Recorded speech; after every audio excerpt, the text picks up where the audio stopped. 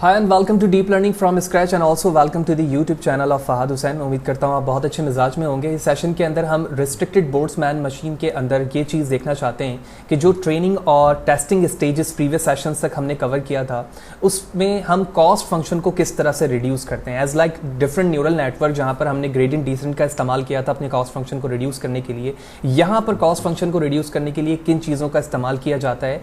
और साथ ही साथ हम ये देखेंगे कि ये जो वैल्यूज़ हमारी टेस्टिंग और ट्रेनिंग के दरमियान कंस्ट्रक्ट हुई थी, ये वैल्यू किस तरह से रिकंस्ट्रक्ट होती है और वो क्या प्रोसेस है, ये सारी चीज़ें इस सेशन के अंदर हम जानेंगे। अगर मेरे चैनल को सब्सक्राइब नहीं किया है तो डू सब्सक्राइब द चैनल ताकि अपकमिंग वीडियोस के हवाले से आपको बर वक्त जानकारी मिल सके। इससे रिलेटेड जितनी भी प्रीवियस वीडियो है वो मेरे यूट्यूब चैनल पर मौजूद है। आप डायरेक्ट यूट्यूब पर आने के बाद मुझे फहद हुसैन CS के जरिए से सर्च कर सकते हैं और उसके बाद ये मेरा YouTube चैनल है, इस पर क्लिक करने के बाद आप मेरे प्लेलिस्ट पर आएंगे और प्लेलिस्ट पर आने के बाद इसमें डिफरेंट वीडियोस मौजूद है जिससे आप फैसिलिटेट हो सकते हैं। जो भी स्लाइड मैं आपसे डिस्कस कर रहा होता हूँ या कोड, तमाम चीज़ें फ्रीली अवेलेबल है मेरे ब्लॉग पर। आप गूगल पे जाने के बाद फहद हुसैन CS के जरिए से मुझे सर्च कर सकते हैं। ये मेरा ब्लॉग है fahadhusaincs.blogspot.com। इस पर आने के बाद आप क्लिक करेंगे और ये डीप लर्निंग का ऑप्शन मौजूद है जिस पर क्लिक करने के बाद आप तमाम कोड, स्लाइड, जितनी चीज़ें होती हैं यहाँ पर फ्रीली मौजूद हैं। आप क्लिक टू डाउनलोड करके उनसे फैसिलिटेट हो सकते हैं। Back to the slide. तो जैसे मैंने स्टार्टिंग पे जिक्र किया कि इस सेशन के अंदर हम क्या डिस्कस करने वाले हैं कि जो टेस्टिंग और ट्रेनिंग स्टेज के अंदर हमारी वैल्यूज़ रिकंस्ट्रक्ट हो रही थी विजिबल नोड के अंदर, वो क्या हैं और वो किस तरह से होती हैं। ठीक है, तो थोड़ी चीज़ें मैं आपको ब्रीफली बता देता हूं जो कि प्रीवियस सेशन तक किया था, लेकिन मेरी रिकमेंडेशन ये है कि यार उन दोनों वीडियोज़ को ज़रूर देखो। जब तक वो दोनों वीडियोज़ नहीं देखोगे बहुत बेहतर तरीके से तुम्हें ये बातें समझ में नहीं आएंगी जो मैं इस सेशन पर करने वाला हूँ। लिहाजा हमने प्रीवियस सेशन पे ये डिस्कस किया था कि बोल्ट्जमैन बिल्कुल कन्वोल्यूशनल न्यूरल नेटवर्क की तरह से काम करता है और वो जो इन्फॉर्मेशन है, आपका जो डेटा सेट है, उससे फीचर को एक्सट्रैक्ट करता है। एज लाइक हमने मूवी रिकमेंडेशन सिस्टम पर बात की थी, तो वहाँ पर हमने देखा कि जो ड्रामा है, लव स्टोरी, एक्शन है, अवार्ड विनिंग है और खान मूवीज़ है, एज लाइक यहाँ पर फीचर्स लिखे गए हैं जो कि मूवीज़ के फीचर्स को एक्सट्रैक्ट कर जो यूज़र आएगा रिकमेंडेशन सिस्टम पर वो उसके लाइक्स को समझेगा, ठीक है ना, उसके फ्लेवर को जानेगा, जिसके बेस पर वो सजेस्ट करेगा कि उसे मूवी नंबर 2 देखनी चाहिए या 1 देखनी चाहिए या 6 देखनी चाहिए या फिर नहीं। इस हवाले से हमने प्रीवियसली जाना। तो बोल्ट्जमैन मशीन यानी रिस्ट्रिक्टेड बोल्ट्जमैन मशीन क्या करता है, जब आप उसकी ट्रेनिंग मुकम्मल कर लेते हैं तो टेस्टिंग में वो क्या करता है कि जो डेटा आपने उसको इनिशियली दिया होता है, जैसे फॉर एग्जांपल मैं इस रेड और इस रेड के अलावा बात कर रहा हूँ, तो ये जो इनपुट नोड्स की वैल्यूज इसमें गई, इसने चेक किया कि जो फीचर्स हमारे पास मौजूद हैं उससे कितने उसकी अटैचमेंट मौजूद है, तो ये तमाम इंफॉर्मेशन जो हिडन में मौजूद है वो दोबारा से इनपुट नोड पर वापस आती है। क्यों? क्योंकि ये जो कनेक्शन है इन दोनों के दरमियान वो डायरेक्शन नहीं है। ठीक है, यानी जो इन्फॉर्मेशन यहाँ जा रही है वो यहाँ से भी यहाँ आ सकती है। लिहाजा इस एतबार से ये जो हिडन नोड्स की इंफॉर्मेशन है जो कि इनपुट से गई, वो दोबारा इंफॉर्मेशन इस पे वापस आती है और ये जो इंफॉर्मेशन इसमें एज अ इनपुट मौजूद है ये रिकंस्ट्रक्ट होती है।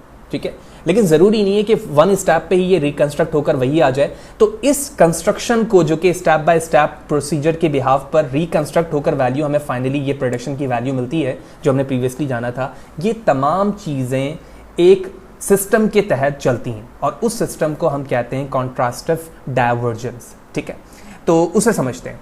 तो कॉन्ट्रास्टिव डायवर्जेंस, जिसको दूसरा नाम जिसका गिब्स सैम्पलिंग भी है, ये क्या चीज़ है, किस तरह से वर्क करती है, इन चीज़ों को हम यहाँ पर समझते हैं। पहले मैं माउस से यहाँ पर ड्रॉ करके दिखाऊंगा और उसी चीज़ को नेक्स्ट स्लाइड पर आपको बेहतर तरीके से विजुलाइज करके भी दिखाऊंगा ताकि आपको बात समझ में आए। तो एज वी नो कि ये हमारे इनपुट नोड हैं, ये हमारे आउटपुट नोड हैं और ये आपस में कनेक्टेड हैं। ये तमाम इंफॉर्मेशन पहले यहाँ पर स्टोर होती है, उसके बाद रिकंस्ट्रक्ट होती है। लिहाजा इस एतबार से मैं कुछ नोड्स यहाँ पर क्रिएट करता हूँ एज लाइक दिस। तो ये हमारा फॉर एग्जांपल 2 इनपुट नोड है और ये हमारे 3 हिडन नोड है। ठीक है, जस्ट फॉर दी अंडरस्टैंडिंग। तो फर्स्टली आपने तमाम इंफॉर्मेशन अपने हिडन नोड को दिया, हिडन नोड ने रिकंस्ट्रक्ट किया आपके किसको, इनपुट नोड को। लेकिन आपने देखा कि जब ये रिकंस्ट्रक्ट हुआ तो जो इसकी इनिशियल वैल्यू थी यहाँ जो भी लिखी हुई थी वटएवर 1 या फिर 0, ठीक है, वो सेम नहीं आई। क्यों सेम ना आने की वजह क्या है? सेम ना आने की वजह अगर आप बगौर देखो तो यहाँ पर जो इनपुट नोड्स हैं और जो हिडन नोड है वो आपस में इंटरकनेक्टेड नहीं है। लिहाजा जब वो आपस में इंटरकनेक्टेड नहीं है, लिहाजा जब वो रिकंस्ट्रक्ट करता है अपनी वैल्यूज, अपने नोड्स की वैल्यू को, तो वो जरूरी नहीं है कि 1 स्टेप पर ही वही आ जाए। इसके लिए हमें मैनी स्टेप्स की जरूरत होती है और इसी तमाम सिस्टम को हम डाइवर्जेंस कह रहे हैं, कॉन्ट्रास्टिव डाइवर्जेंस कह रहे हैं, जिसके बेस पर हमारी वैल्यू डिफरेंट स्टेप्स के बाद क्रिएट होकर आती है, क्योंकि ये आपस में इंटरकनेक्टेड नहीं है। एक और वजह, जब तमाम इंफॉर्मेशन यहां गई, अगर मैं इस ड्रामे की नोट की बात करूं तो ये ड्रामा नोट जो डिफरेंट इंफॉर्मेशन को कंटेन कर रहा है, वो नोट नंबर यानी ये मूवी 1 की भी है, 2 की भी है, 3 की भी है, 4 की भी है, 5 की भी है और 6 की भी है। तो ये तमाम इंफॉर्मेशन लेने के बाद इस इंफॉर्मेशन को इस नोट पे भी, इस नोट पे भी, इस नोट पे भी प्रोवाइड कर रहा है। वाज़ेह है जो इस कनेक्शन में वेट है, W है, ठीक है, वो हमेशा सेम रहेगा। यानी जब आपने फर्स्ट इंफॉर्मेशन इनपुट से हिडन में दी, जब वो रिकंस्ट्रक्ट करेगा तब भी आपकी इस W की वैल्यू रिमेन सेम रहेगी। लिहाजा फर्स्ट स्टेप पर हमने रिकंस्ट्रक्ट किया, कोई वैल्यू सेम नहीं आई, विच मीन तो हमने दोबारा से रिकंस्ट्रक्ट किया इसे, हिडन नोट पे दोबारा इंफॉर्मेशन को हमने भेजा, फिर ये स्टेप्स दोबारा से रिकंस्ट्रक्ट हुए, अभी भी सेम नहीं आए, इसी तरह से ये डायरेक्शन चलती रही और एट लास्ट डिफरेंट स्टेप्स या एपक्स के बाद हम फाइनली ऐसे स्टेप पर पहुंचे जहां पर हमारे पास जो इनपुट नोड्स की वैल्यू थी वो बिल्कुल वही आ गई जो इनिशियली हमारे पास मौजूद थी, विच मीन 0 1 0 1। तो इस स्टेप्स पर आने के बाद आप देखते हैं कि आपकी रिकंस्ट्रक्ट वैल्यू वही हो जाती है। लिहाजा इस ओवरऑल स्टेप्स में जो वर्किंग हो रही है उसे हम कॉन्ट्रास्टिव डाइवर्जेंस कहते हैं। और ये कंप्लीट जो प्रोसेस है, इस कंप्लीट प्रोसेस को हम गिब्स सैंपलिंग कहते हैं।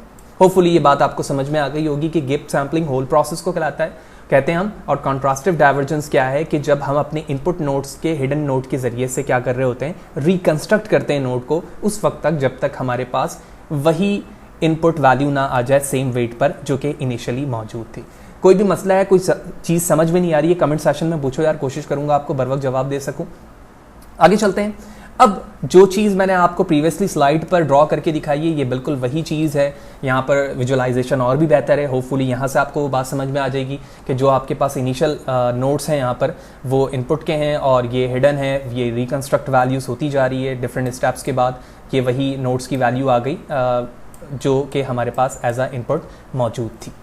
अब इस चीज़ को जो कि स्टेप बाय स्टेप प्रोसीजर था यहाँ पर जिसके ज़रिए से हमने देखा, इस चीज़ को हम मज़ीद बेहतर तरीके से उस फॉर्म पे देख सकते हैं जो कि एनर्जी बेस्ड वर्किंग होती है, जिसको हम कह सकते हैं इन टर्म ऑफ कर्व। तो इन टर्म ऑफ कर्व अब हम देखेंगे कि कॉन्ट्रास्टिव डाइवर्जन की वर्किंग किस तरह से होती है, जहाँ पर जाने के बाद हमें और भी बेहतर तरीके से ये बात समझ में आ जाएगी कि कॉन्ट्रास्टिव डाइवर्जेंस पर काम करने से हम अपने फंक्शन को, कॉस्ट फंक्शन को किस तरह से रिड्यूस कर पा रहे होते हैं रिस्ट्रिक्टेड बोल्ट्जमैन मशीन।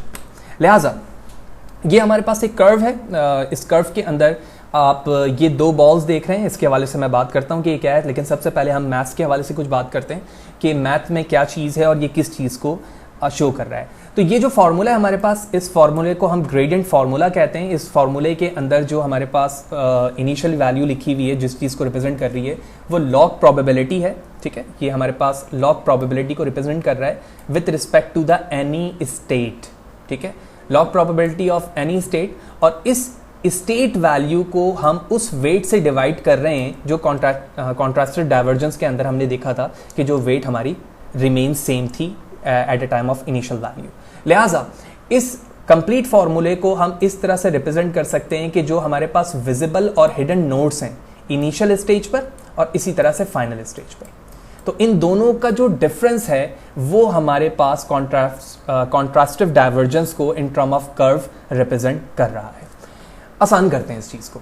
देखो, सबसे पहले हमारे पास हमने देखा कि जो इनपुट स्टेट की वैल्यू थी वो सबसे पहले हिडन पे गई, तो हमने इसको कहा कि ये हमारा स्टेट नंबर 1 है, यानी स्टेप 1 है, फिर ये स्टेप 2 है, स्टेप 3 है, 4 है, 5 है, and so on, different steps हो सकते हैं। लिहाजा जब हमारे जो स्टेप्स की वैल्यू थी तो हमने सबसे पहले अज्यूम किया कि ये जो कर्व है जो कि वेट को रिप्रेजेंट कर रहा है डिफरेंट स्टेट के, तो जहाँ पर भी वैल्यू आपके ये बॉल मौजूद है, विच मीन जो इनिशियल प्रोबेबिलिटी है लॉग स्टेट की वो यहाँ पर है। ठीक है, हमने अज्यूम किया।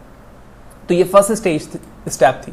जब आपने रिकंस्ट्रक्ट किया वैल्यू को तो कुछ ये वैल्यू बनी। ठीक है, मैं इसको 2 से रिप्रेजेंट कर देता हूँ और इसे 1 से कर देता हूँ। ठीक है, तो जो रिकंस्ट्रक्ट वैल्यू हुई विच मीन दिस वन।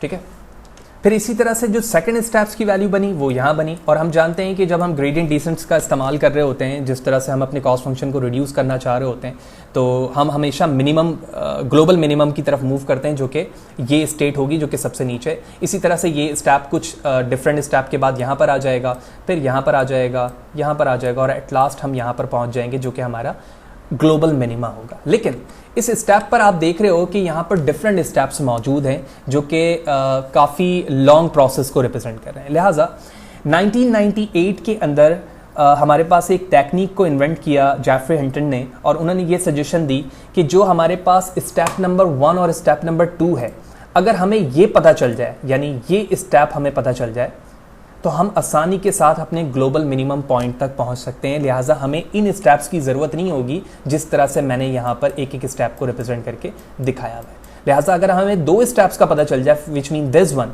तो हम बड़े आसानी के साथ अपने ग्लोबल मिनिमा को इन मिनिमम टाइम फाइंड कर सकते हैं। और वो क्या चीज़ है, इस चीज़ को हम समझते हैं।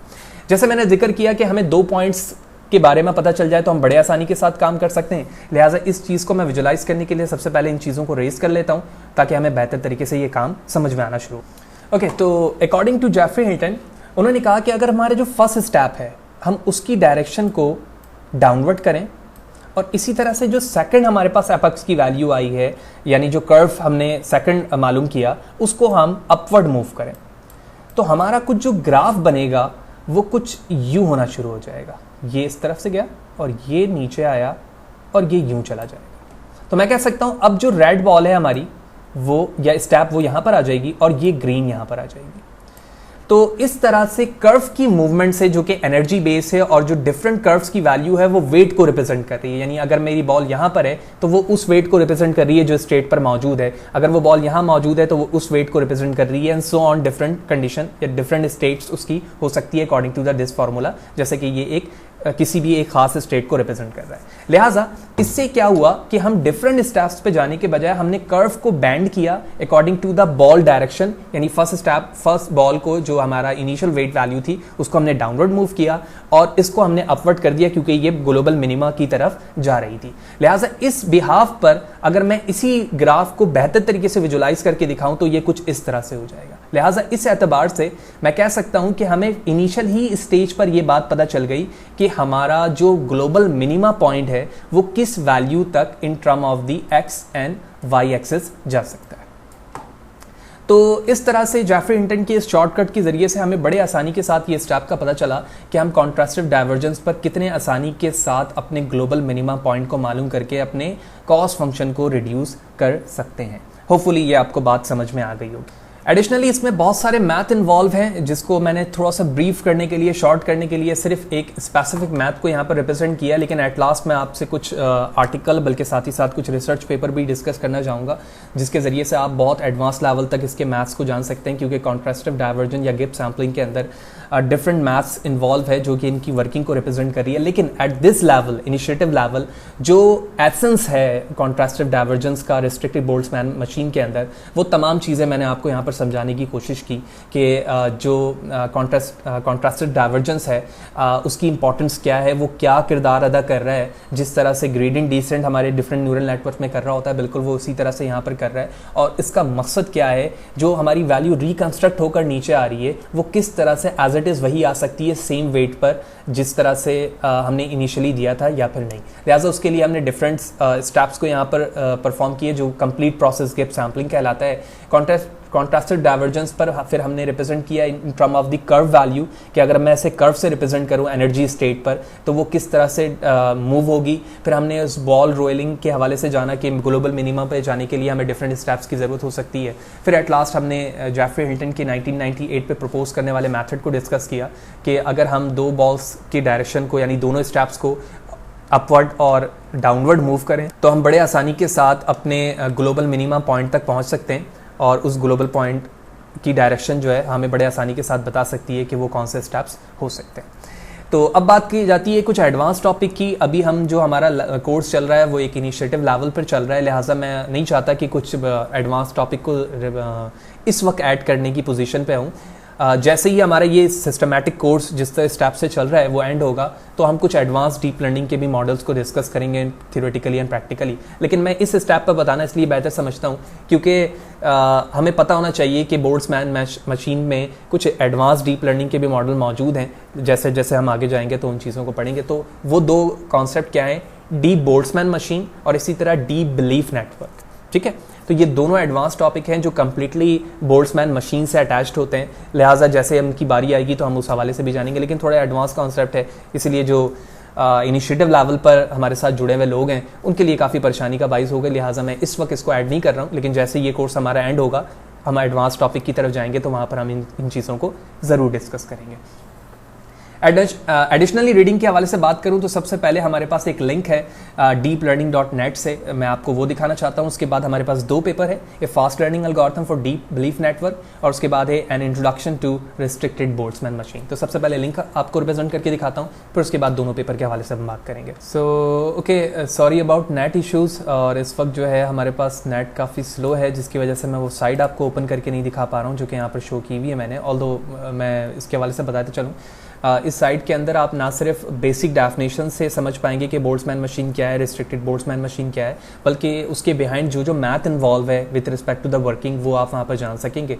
इसके अलावा दो हमारे पास रिसर्च पेपर है, बहुत ही मैं समझता हूँ कि इनिशिएटिव लेवल पर ये दोनों रिसर्च पेपर हैं। मेरी हार्डली रिकमेंडेशन इन दोनों को पढ़ें, और इन तीनों आर्टिकल को अगर आपने मुकम्मल तौर पर पढ़ा और ये तीनों वीडियोज़ आपने देखी हैं तो आई एम प्रिटी श्योर कि आप किसी भी जगह पर इसके हवाले से बोल पाएंगे, इसके हवाले से लिख पाएंगे, और अगर आप एग्ज़ाम पॉइंट ऑफ व्यू से बात करें तो आपके पास बहुत कुछ लिखने के लिए आपके पास इस लेवल पर होगा।